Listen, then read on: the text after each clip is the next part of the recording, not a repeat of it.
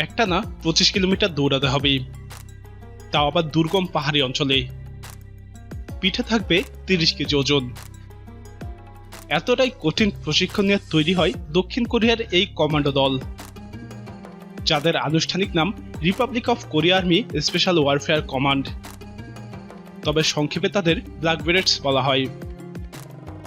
American সেনাবাহিনীর কমান্ডোদের সাথে দক্ষিণ কোরিয়ার এই কমান্ডোদের ঘনিষ্ঠতা সব থেকে বেশি। উত্তর কোরিয়ার বিরুদ্ধে দক্ষিণ কোরিয়ায় আমেরিকান কমান্ডো ফোর্স মোতায়েন আছে। আমেরিকান কমান্ডো ফোর্স দক্ষিণ কোরিয়ার এই কমান্ডো বাহিনীর অধীনেই সেখানে কার্যক্রম চালায়। দক্ষিণ কোরিয়ার এই কমান্ডো বাহিনী প্রতিষ্ঠিত হয় 1958 সালে। কোরীয় যুদ্ধের পরপরই এই বাহিনীর প্রতিষ্ঠা করা হয়। এটা মূলত দক্ষিণ কোরিয়ার সেনাবাহিনীর স্পেশাল ফোর্স। দক্ষিণ কোরিয়ার নৌবাহিনী এবং বিমান বাহিনীরও আলাদা আলাদা একাধিক স্পেশাল ফোর্স আছে। অন্য দেশের মতো দক্ষিণ কোরিয়া তাদের সামরিক বিষয়গুলো খুব একটা গোপন করে না, ফলে তাদের স্পেশাল ফোর্সগুলো সম্পর্কেও অনেক তথ্যই জানা সম্ভব হয়। এই বাহিনীতে 10,000 সদস্য থাকার তথ্য প্রকাশ করেছে দক্ষিণ কোরিয়া।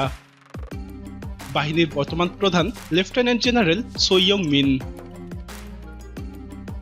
এই স্পেশাল বাহিনীটি বেশ কয়েকটি ইউনিটে বিভক্ত।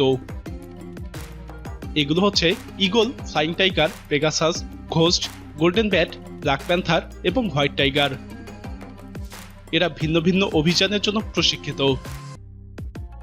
তবে এই বাহিনীর একটি গোপন ইউনিট থাকার কথা বলা হয়, যারা কেবলমাত্র গুপ্ত হত্যার কাজে নিয়োজিত।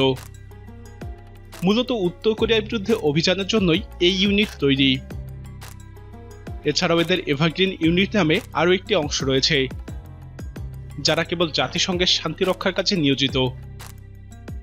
জাতিসংঘের জন্য আলাদা স্পেশাল ফোর্স ইউনিট তৈরির এরকম নজির আর নেই।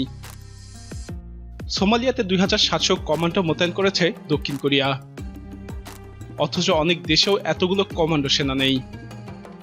এছাড়াও পূর্ব তিমুরে 200-র উপরে কমান্ডো শান্তি রক্ষায় নিয়োজিত আছে। এই স্পেশাল বাহিনী বিশ্বের সবথেকে আধুনিক প্রযুক্তির অস্ত্রগুলো ব্যবহার করে।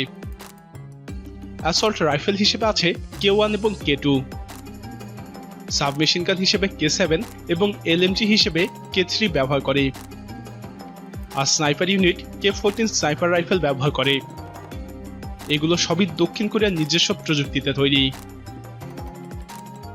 অনেকেই মনে করেন এই বাহিনীর গুপ্ত হত্যা ইউনিটের হাতেই একদিন কিম জং উনের মৃত্যু ঘটবে।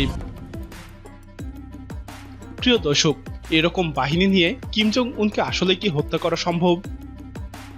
আপনার মতামত কমেন্টে জানান।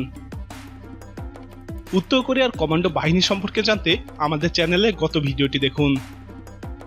এই ভিডিওটি ভালো লাগলে লাইক বাটনে ক্লিক করুন। এরকম আরও ভিডিও দেখতে আমাদের চ্যানেলটি সাবস্ক্রাইব করে আমাদের সাথেই থাকুন।